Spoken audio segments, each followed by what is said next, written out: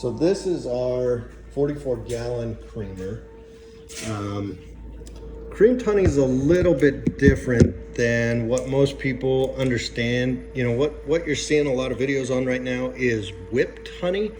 Somebody's got a KitchenAid mixer and they're whipping air into their honey, and it causes it to kind of turn opaque or white.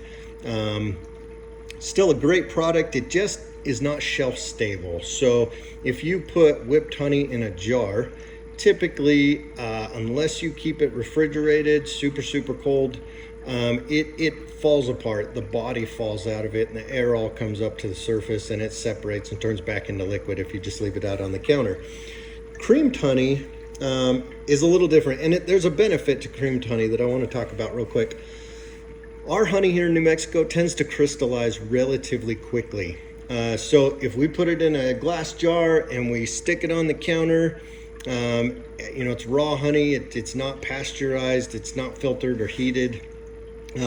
It'll crystallize naturally within sometimes a month, sometimes 2 to 3 months, but it will gradually crystallize. Creamed honey is crystallized honey. It's just we're controlling the process of how we're crystallizing that honey and the structure and the shape of it.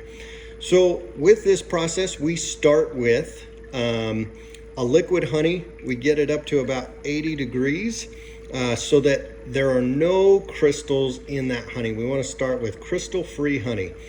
We stick it in this batch and we chill it. We bring it down to about between 57 and 60 degrees. We get that honey cool. Once it's all reached that temperature, the whole batch, then we add seed honey. We add crystallized honey to this mixture. And that seed honey, just like when you were a kid in school and you did the little string in the cup of sugar water and you waited 2 or 3 weeks and you pulled it out and there was like rock candy on there. Similar thing, that seed honey creates little nuclei that the sugar crystals can start to form and build off of, like building blocks.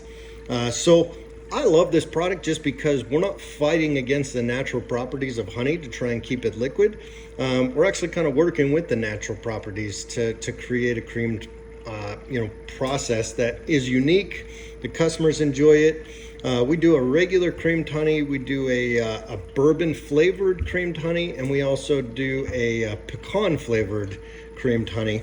And so, you know, it's a unique value added product that the consumer kind of piques their interest and says, hey, I've never had that. One of the number one things people say at farmers markets or when we try to give out samples of product, they always want to try our unique stuff, and then I try and hand them a sample of our regular honey and they go, oh no, I've had regular honey, I'd like to try, you know, XYZ. So this kind of allows people to pique that interest and get them into the world of different types of honey. So like I was saying, this is 44 gallons. It's water jacketed. So the process in this, we're gonna stir this for about 5 minutes. It's gonna sit for about 55 minutes.